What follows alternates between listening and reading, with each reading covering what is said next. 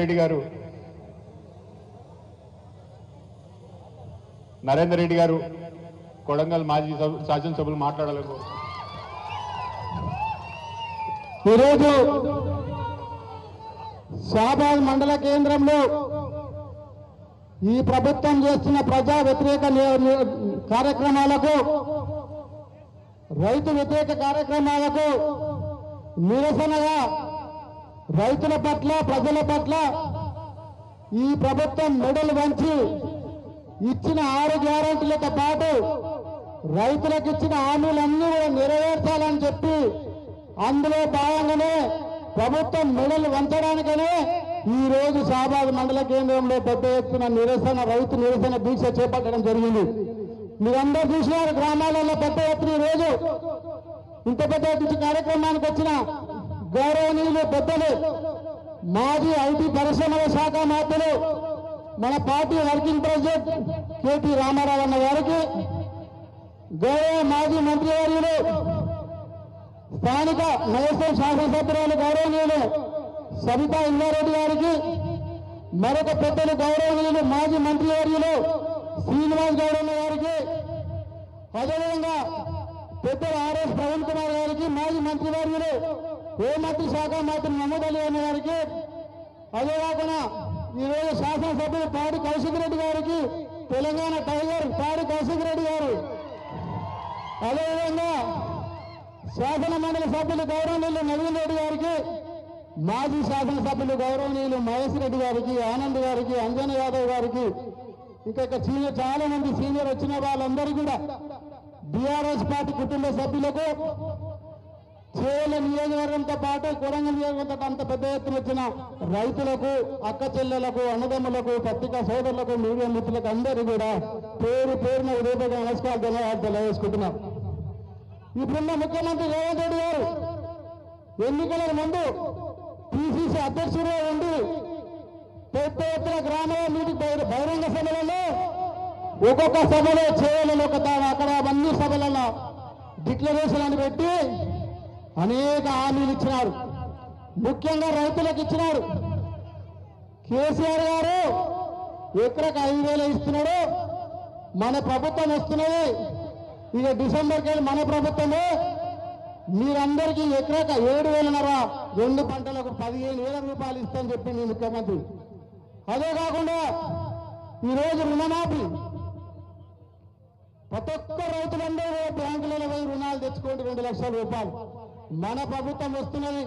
సోనియా గాంధీ జన్మదినం డిసెంబర్ 9 తారీఖు నాడే మొత్తం రైతు రుణాలు మాఫీ చేస్తామని చెప్పినాడు.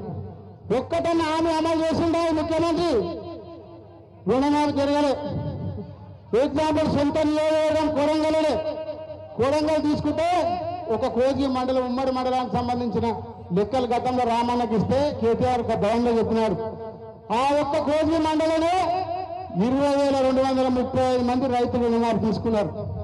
అక్కడ జరిగిన రుణమాఫీ ఎంతంటే 8,645 మంది రుణమాఫీ జరిగింది. అంటే 35% కూడా సొంత నియోజకవర్గం కొడంగల్లో కోజిలో కూడా జరగలేదు. అందుకు అందరూ తెలియజేసుకుంటున్నాం.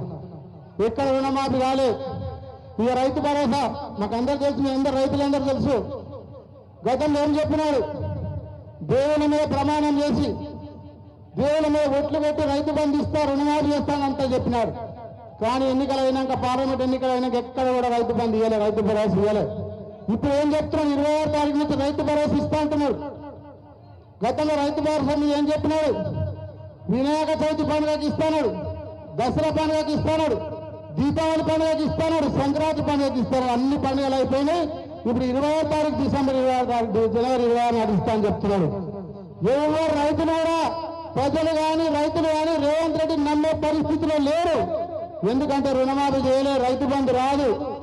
ఈరోజు మా అక్క చెల్లెలందరూ 2,500 పింఛన్ ఇస్తాడు. ఒక్క అక్క చెల్లెలు కూడా 2,500 పింఛన్ రాలే. అవ్వతాతలకు 2,000 4,000 ఇస్తున్నాడు. వికలాంగులకు 6,000 ఇస్తున్నాడు. విద్యార్థులకు స్కూటీలు ఇస్తున్నాడు. చెప్పుకుంటే కదా చాలా కార్యక్రమాలు ఉన్నాయి. ఇంత పెద్ద ఎత్తున హామీలు ఇచ్చి మాయ మాటలు చెప్పి గాలి మాటలు చెప్పి అధికారంలోకి వచ్చిన తర్వాత అన్ని గాజులు వదిలేసినారు తప్ప ఎక్కడ హామీ చేయలేదు. కాబట్టి దానికి నిరసనగా ప్రభుత్వం మెడలు వంచి రైతులకు ఇస్తున్న 15,000 రైతు భరోసా ఇవ్వాలి, అందరైతే 2 లక్షల రుణమాఫీ చేయాలి, ఈరోజు చెప్పిన అమలు చేయాలని చెప్పి ఈరోజు రైతు దీక్ష చేపట్టినాం. ఈ దీక్ష సందర్భంగా ఇప్పటికైనా రేవంత్ రెడ్డి కళ్ళు తెలిసి ప్రజలకు ఇచ్చిన హామీలు నెరవేరాలి. అక్రమంగా ముఖ్యమంత్రి ఒకటే పని చేస్తామని గెలిచినప్పటి నుంచి మన కేసీఆర్ గారు చేసిన అభివృద్ధి కార్యక్రమాలు, మన హైదరాబాద్ లో కేటీఆర్ గారు చేసిన ఫ్లైఓవర్లు అవన్నీ కలర్ లేచి ప్రారంభోత్సవాలు చేస్తుంది తప్ప ఒక్కటి కూడా కొత్తది కథలేదు.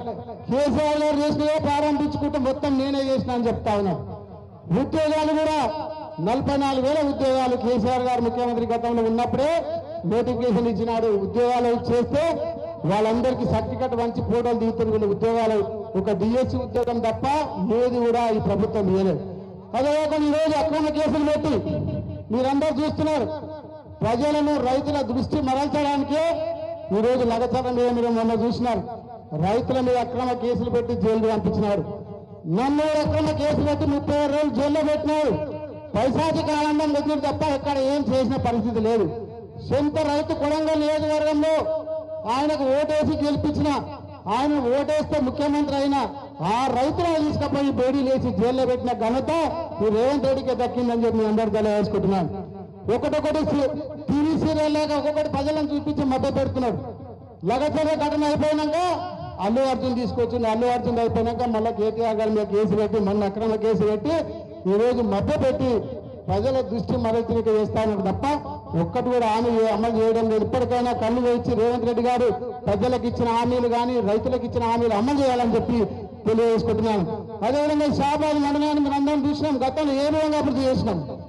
ఇక్కడ సందనెల్లిలో గతంలో పెద్దగా కేటీఆర్ గారు ఐటీ శాఖ మంత్రి, పరిశ్రమల శాఖ మంత్రి ఉన్నప్పుడు, నేను ఎమ్మెల్సీగా ఉన్నప్పుడు అక్కడ ఉన్న 1500 భూమి ప్రభుత్వ భూమి, మొత్తం ప్రభుత్వ భూమిని రైతులను ఒప్పించి 1500 భూమి సేకరిస్తే ఇప్పుడు పెద్ద ఎత్తున కంపెనీలు వచ్చి మన షాబాద్ కానీ సందనెల్లి ప్రపంచ పడంలో నిలిచిన ఘనత ఎవరిదంటే మన వర్కింగ్ ప్రెసిడెంట్ కేటీఆర్ గారు అని చెప్పి అందరూ తెలియజేసుకుంటున్నాను. షాబాద్లో చూసినారు 20-30 లక్షలకు ఎకరం ఉండే. సందనెల్లిలో ఇండస్ట్రియల్ వచ్చిన తర్వాత 3 కోట్లకు ఎకరం